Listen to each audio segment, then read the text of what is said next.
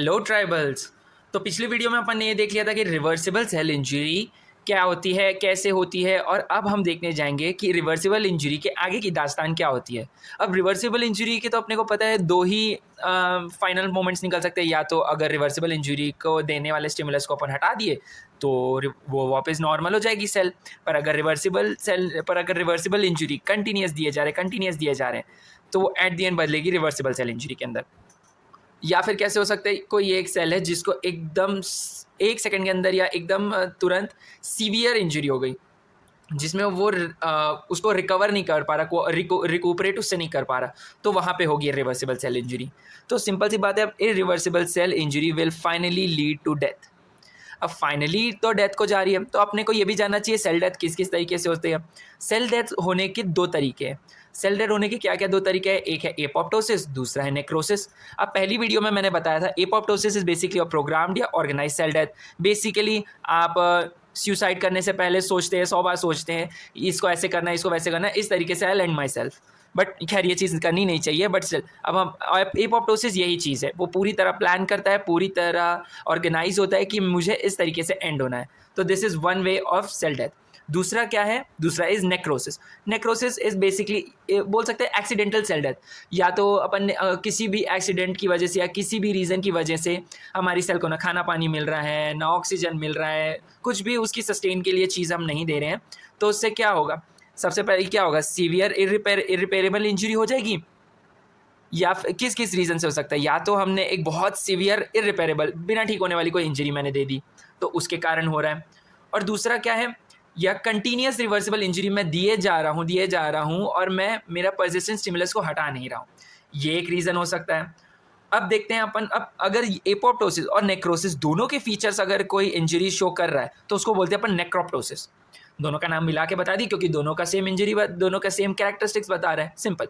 तो अब देखते हैं अपने को क्या क्या मेन फीचर्स दिखते हैं एक इरिवर्सिबल सेल इंजरी के अंदर।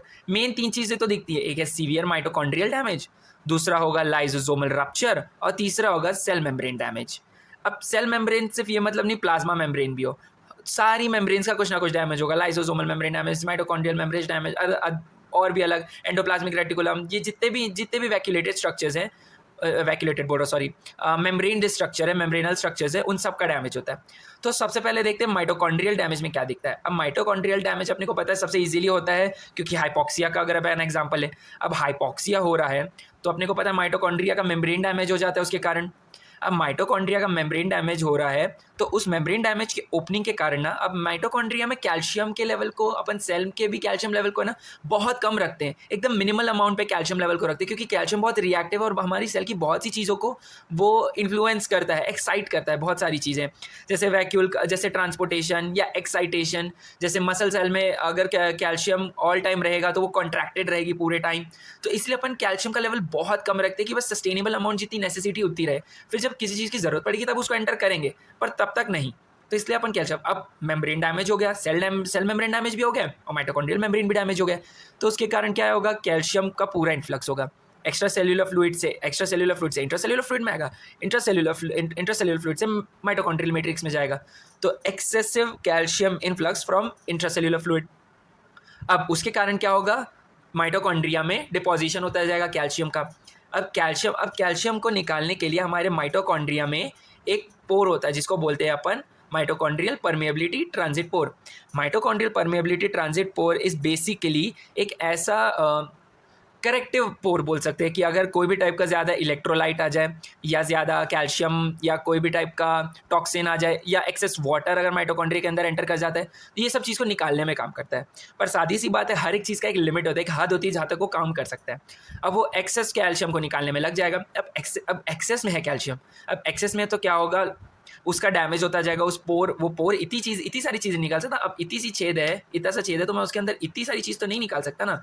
अगर मैं इतनी सारी चीज़ इसके अंदर से निकालने की कोशिश करूँ तो यहाँ डैमेज तो होगा, और क्या क्या होगा, मैं इतनी सारी चीज़ निकालने जा रहा हूँ तो कुछ चीज़ें यहाँ आजू बाजू अक्यूमुलेट हो जाएंगी, डैमेज होगा तो यहाँ कुछ वैक्यूल्स बन जाएंगे कि डैमेज चीज़ों को बाहर निकालना करके। तो उन सब के कारण माइटोकॉन्ड्रियल ट्रांजिट पोर के आसपास लार्ज अमॉर्फस डेंसिटीज़ बनने दिखेंगी कैल्शियम सॉल्ट्स की। और क्या क्या देखने मिलेगा, वैक्यूल्स मिलेंगे, वैक्यूलेटेड स्ट्रक्चर्स देखने मिलेंगे माइटोकॉन्ड्रिया के अंदर। ये सारी चीज़ें होती माइटोकॉन्ड्रियल डैमेज के कारण। अब ट्रांजिट पोर डैमेज होगा, और ये और जितने भी टाइप के, तो अंदर से सारे प्रोटियोलाइटिक एंजाइम्स और जितने भी डाइजेस्टिव एंजाइम्स है वो एक्टिवेट हो जाएंगे, क्योंकि कैल्शियम अंदर आ गया। अब ज़्यादा कैल्शियम अंदर आ गया तो उसके कारण कौन कौन से टाइप के एंजाइम्स एक्टिवेट हो जाएंगे? फॉस्फोलिपिडेज एक्टिवेट हो जाएगा, एटीपेज एक्टिव हो जाएगा, प्रोटीएज एक्टिव हो जाएगा, एंडोन्यूक्लियस एक्टिवेट हो जाएगा। अब देखते हैं एक एक क्या क्या काम करता है। फॉस्फोलिपिडेज से सिंपल समझ में आ रहा है, फॉस्फोलिपिडेज अगर एक्टिवेट हुआ है तो वो प्लाज्मा मेम्ब्रेन ब्रेक डाउन कराएगा, जिसके कारण प्लाज्मा मेम्ब्रेन के अंदर माइलिन फिगर्स दिखने लगेंगे। माइलिन फिगर्स की बात हमने पिछले वीडियो में ब्लेबिंग के दौरान बताई थी। और क्या, अब एटीपेज आ रहा है। अब एटीपेज आ रहा है मतलब सादी सी बात है, एटीपी का फॉर्मेशन कम हो रहा है, उसके कारण ऑक्सीडेटिव फॉस्फोराइलेशन कम हो रहा है, उसके कारण और सेल इंजरी बढ़ेगी। अब ऑक्सीजन और ही नहीं आ रहा है, ऑक्सीजन भी नहीं आ रहा है, एटीपी भी नहीं बन रहा है, कुछ भी नहीं हो रहा है, तो उसके कारण और सेल्यूलर इंजरी बढ़ेगी। अब सेल्यूलर इंजरी बढ़ गई, अब और क्या एक्टिवेट हो रहा है? हमारा प्रोटीएज एक्टिवेट हो रहा है। अब प्रोटीएज एक्टिवेट हो रहा है तो अपन को क्या क्या दिख रहा है? अपने सेल के जो साइटोस्केलेटन है, जो एक एंकर की तरह काम करते हैं, जो मेम्ब्रेन और साइटोप्लाज्म को एक दूसरे से कनेक्ट करके रखते हैं, पूरे सेल की इंटेग्रिटी मेंटेन करके रखते हैं। अब ये इंटेग्रिटी अब ब्रेक डाउन करने लगेगी। हमारे सेल के साइटोस्केलेटन सबको पता ही है, माइक्रोट्यूब्यूल्स, माइक्रोफिलामेंट्स, इंटरमीडिएट फिलामेंट्स, ये सब चीज़ का ब्रेक डाउन होने लगेगा। अब प्रोटीएज के बाद क्या एक्टिवेट होता है? एंडोन्यूक्लियस एक्टिवेट होता है, तो वो हमारे सेल के डीएनए, आरएनए, ये सारे स्ट्रक्चर्स को डिग्रेड करना चाहता है। अब सबसे मेजर इम्पैक्ट एंडोन्यूक्लियस का पड़ेगा हमारे न्यूक्लियस पे। अब न्यूक्लियस जब एंडोन्यूक्लियस के इन्फ्लुएंस में आता है तो उसमें 3 टाइप के अपने को चेंजेस दिखते हैं, 3 टाइप के स्टेजेस जाता है जब एंडोन्यूक्लियस उस पर वर्क करता है। सबसे पहला आता है पिक्नोसिस, दूसरा आता है कैरियोरेक्सिस और तीसरा आता है कैरियोलाइसिस। अब डिटेल में देखते हैं कि पिक्नोसिस, कैरियोरेक्सिस और कैरियोलाइसिस बेसिकली क्या है। तो अब देखते हैं कि पिक्नोसिस, कैरियोरेक्सिस और कैरियोलाइसिस में एक्चुअली हो क्या रहा है।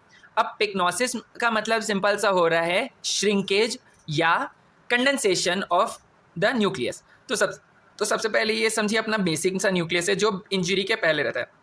अब ये नॉर्मल है, उसके अंदर अपने क्रोमैटिन्स इजीली फैले हुए हैं, नॉर्मल तरीके से एकदम रखे हुए हैं, बिना कंडेंस्ड फॉर्म में, एकदम नॉर्मल पुटअप है, जैसे उनका रेगुलर स्ट्रक्चराइजेशन, जैसे नॉर्मल पोजीशनिंग होती है। अब क्या हुआ? पिक्नोसिस होगा। अब पिक्नोसिस के कारण एंडोन्यूक्लियस क्या करेगा? क्रोमैटिन फ्रेगमेंटेशन करेगा और न्यूक्लियर मेम्ब्रेन का भी करेगा, जिसके कारण श्रिंकेज होगा। अपने न्यूक्लियस श्रिंक होता जाएगा और सारे क्रोमैटिन है उसकी क्लम्पिंग होने लगेगी, कंडेंसेशन होने लगेगा।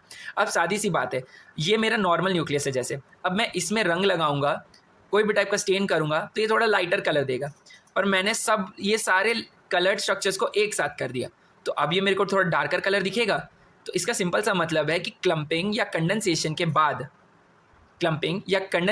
बाद न्यूक्लियस में क्या होता है? बेसोफिलिया बढ़ जाता है, मतलब पर्पल कलर का जो स्टेन रहता है, ब्लू या पर्पल कलर का स्टेन होता है, वो बढ़ जाता है, तो इसीलिए ये होता है। और अब आगे क्या दिखेगा? कैरियोरेक्सिस। अब कंडेंसेशन तो हो गया, अब नॉर्मल कंडेंसेशन हो रहा है, कंडेंसेशन हो गया, बेसोफिलिया बढ़ गया, पर सादी सी बात है एंडोन्यूक्लियस तो अभी भी वर्क कर रहा है, ब्रेक डाउन की चीज़ें करवाएगा वो। तो अब स्टार्ट होगी ब्रेकिंग डाउन, अब होगा कैरियोरेक्सिस।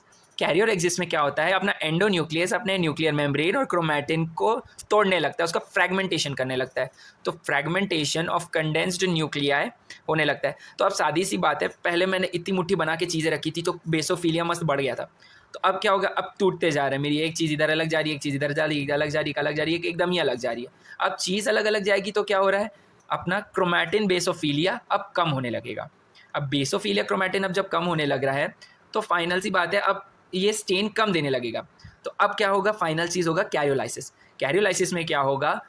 एंडोन्यूक्लियस अब फाइनली उस पर और ज़्यादा डाइजेस्टिव फंक्शन करने लगेगा हर तरफ से, और फिर फाइनली ये जो स्प्रेडेड या फ्रैगमेंटेड क्रोमैटिन है उसका अब क्या होगा? फेडिंग होने लगेगा। तो बेसिकली अब स्टार्ट होगा fading of the DNA which will finally lead to disappearance of the DNA. अब डीएनए डिसअपियर कर गया, अब कोई भी एसिडिक वो देने का, बेसोफिलिया देने वाली कोई चीज़ ही नहीं रही, तो सादी सी बात है there will be loss of chromatin basophilia. अब यहाँ पे कोई भी टाइप का बेसोफिलिया अपना न्यूक्लियस नहीं देगा। तो ये तो चीज़ हुई जो सेल के अंदर हो रहा है। अब देखते हैं ये सारे डैमेजेस के कारण, ये सारे एक्टिवेटेड एंजाइम्स के कारण बाहर से सेल का क्या होता है, बाहर का रिस्पॉन्स क्या है उस इंजर्ड सेल के लिए, तो अब वो देखते हैं। तो अब देखते हैं कि बाहर वाले लोगों का अब इस पे क्या रिस्पॉन्स है। अब हर एक जगह कुछ ना कुछ अब कलेश कहीं कहीं चल रहा है, सबको इंटरेस्ट होता है कि जाके देखे हो क्या रहा है, और कोई हेल्प करने आता है तो कोई हेल्प कर देता है, या तो फिर कोई सिर्फ स्पेक्टेटर रह जाता है। यहाँ पे लोग हेल्प करने आते हैं कि यहाँ क्या हो रहा है, या फिर कुछ लोग और बड़ा बड़ा आग लगाने आते हैं इन चीज़ों पर। तो अब देखते हैं क्या होता है। बेसिकली साफ़ सफाई अब जो भी चीज़ अंदर होगी और जो भी चीज़ अब होगी उसकी साफ़ सफाई होगी। क्या होगा आप देखते हैं। अब अपना एंडोन्यूक्लियस रिलीज हुआ तो साइटोप्लाज्म का में क्या होगा। अपन तो देखे कि न्यूक्लियस बेसोफिलिया बढ़ा रहा था, पर अब धीरे धीरे बेसोफिलिया जा रहा था जैसे कैरियोलाइसिस की तरफ बढ़ रहे थे। अब क्या हो रहा है, साइटोप्लाज्म इओसिनोफिलिक हो रहा है, क्योंकि एंडोन्यूक्लियस बाहर के आरएनए को भी तो इम्पैक्ट करेगा। तो क्या हो रहा है, बेसिकली साइटोसोल में जो आरएनए होता है उसका अब डिसअपियरेंस होने लगेगा, जिसके कारण साइटोप्लाज्म पूरा इओसिनोफिलिक दिखने लगेगा। इओसिनोफिलिक मतलब pinkish in colour, total pink colour देगा। अब क्या होगा, अपन ने बोला था सारे रप्चर्स का मेम्ब्रेन का रप्चर होगा, तो उसके कारण लाइसोसोमल मेम्ब्रेन डैमेज भी हो रहा है। अब लाइसोसोमल मेम्ब्रेन डैमेज हुआ तो उसके सारे डाइजेस्टिव एंजाइम सब लीक आउट कर जाएंगे, रिलीज हो जाएंगे। तो इसके कारण क्या क्या चीज़ हो सकती है, इसके कारण क्या क्या चीज़ें होंगी कि सबसे पहले तो अपना सेल्यूलर मेम्ब्रेन डैमेज तो हो ही रहा था, तो सेल्यूलर मेम्ब्रेन डैमेज होना चालू हो जाएगा। अब सेल्यूलर मेम्ब्रेन डैमेज होगा, अब मेम्ब्रेन डैमेज हो गया, इतने सारे छेदे खुल गए, इतनी सारे ओपनिंग्स हो गई, तो अपना जो इंट्रासाइटोप्लाज्मिक कंटेंट है ये सब रिलीज हो जाएगा। अब इंट्रासाइटोप्लाज्मिक कंटेंट तो रिलीज हो गया, फिर क्या होगा, अब इंट्रासाइटोप्लाज्मिक कंटेंट रिलीज हुआ तो ल्यूकोसाइट उस चीज़ को पहचानेगा, जो फ्लोइंग ल्यूकोसाइट है इन ब्लड वेसल, ये ब्लड वेसल है, ब्लड वेसल से बाहर निकलेगा और लोकल इन्फ्लेमेटरी रिस्पॉन्स देगा, इन्फ्लेमेशन करा देगा यहाँ पे। अब ये इन्फ्लेमेशन तो स्टार्ट हो गया, तो क्या होगा, अब और आसपास के एंजाइमेटिक एक्ट और आसपास के एंजाइम्स, डाइजेस्टिव एंजाइम सारे वो अपने सेल को डीजनरेट करने लगेंगे। अब सेल का डीजनरेशन होगा। अब जो चीज़ें मैंने बोला कि इंट्रासाइटोप्लाज्मिक कंटेंट मेरा निकल रहा है, तो इंट्रासाइटोप्लाज्मिक कंटेंट जो भी बाहर निकलता है उसको अपन बोलते हैं डैमेज एसोसिएटेड मॉलिक्यूलर पैटर्न्स, या इन शॉर्ट डैम्प्स। अब ये डैमेज एसोसिएटेड मॉलिक्यूलर पैटर्न्स क्या है, ये बेसिकली इंडिकेटर्स है जो बता रहे हैं हमारी बॉडी को भाई सेल इंजरी हो रही है, बहुत लेवल तक हो गई तभी हम बाहर निकल गए, तो अब इसकी थोड़ी सफाई कर देनी चाहिए। तो सफाई हुई तो क्या होगी, ये सब चीज़ सेल इंजरी को हमारा माइक्रोफेज अपने रिसेप्टर के थ्रू इसको आइडेंटिफाई करता है। अब ये चीज़ आइडेंटिफाई तो माइक्रोफेजेस दो टाइप के काम करेगा। माइक्रोफेजेस सबसे पहले क्या करेगा, या तो फेगोसाइटोसिस को ट्रिगर करेगा, और दूसरा क्या करेगा, साइटोकाइन का प्रोडक्शन बढ़ा देगा। अब जितने ज़्यादा साइटोकाइन उतना ज़्यादा इन्फ्लेमेटरी रिस्पॉन्स, तो जो इन्फ्लेमेटरी रिस्पॉन्स यहाँ हो रहा है उसको और बूस्ट मिल जाएगा, तो इन्फ्लेमेटरी रिस्पॉन्स बढ़ जाएगा। और क्या होगा, फेगोसाइटोसिस बढ़ जाएगा, तो माइक्रोफेजेस ये सारा डैमेज चीज़, जो भी डैमेज चीज़ें हैं ये सबको अब डाइजेस्ट करना स्टार्ट कर देगा। तब ये चीज़ों की डाइजेशन स्टार्ट होगी, तो उस हिसाब से ये चीज़ों को क्लियर करते जाएंगे। अब फाइनली ये तो होता है कि सेल मेम्ब्रेन के टाइम होता क्या क्या। अब ये चीज़ें देखने के बाद ये जो इन्फ्लेमेटरी रिस्पॉन्स है और ये सारी चीज़ें ये मेनली अपन नेक्रोसिस में देखते हैं।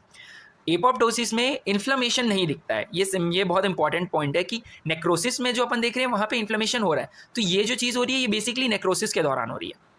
इन्फ्लेमेशन के दौरान और अलग टाइप का होता है, उसमें सेलुलर मेम्ब्रेन डैमेज इस टाइप का नहीं होता, उसमें जितने भी इंट्रासाइटोप्लाज्मिक कंटेंट है वो रिलीज तो होता है, बट छोटे छोटे वेसिकल, छोटे छोटे मेम्ब्रेन बाउंड वेसिकल्स के अंदर रिलीज होता है, जिसको अपन एपोप्टोजोम्स बोलते हैं। उसको मैं आगे बताऊंगा एपोप्टोसिस के पार्ट में। वहाँ उसके थ्रू यहाँ पे ये होता है, और मैक्रोफेज उन सब चीज़ों को डाइजेस्ट करता है, पर वहाँ कोई भी इन्फ्लेमेटरी रिस्पॉन्स नहीं मिलता, क्योंकि इंट्रासाइटोप्लाज्मिक कंटेंट रिलीज हुआ, डैम्प्स रिलीज हुआ, उसके कारण अपना मैक्रोफेज उन चीज़ों को पहचान पाया, उसके कारण ही साइटोकाइन का प्रोडक्शन बढ़ाएगा, उसके कारण इन्फ्लेमेटरी रिस्पॉन्स कराएगा। अब इंट्रासाइटोप्लाज्मिक कंटेंट भी जब ऊपर निकल रहा था, उन्हीं के कारण ही लोकल इन्फ्लेमेटरी रिस्पॉन्स हो रहा था। तो जब जो भी इंट्रासाइटोप्लाज्मिक कंटेंट है वो कभी एक्स्ट्रा सेलुलर फ्लूइड के रिसेप्टर्स को कभी कॉन्टैक्ट में ही नहीं आया, तो इन्फ्लेमेटरी रिस्पॉन्स कैसे होगा। तो इसीलिए एपोप्टोसिस कभी भी इन्फ्लेमेशन को एक्साइट नहीं करता, और necrosis always inflammation always necrosis को फॉलो करता है।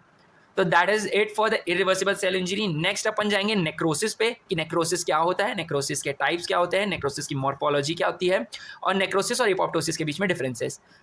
तो thank you everybody, please like share subscribe, thank you all tribals.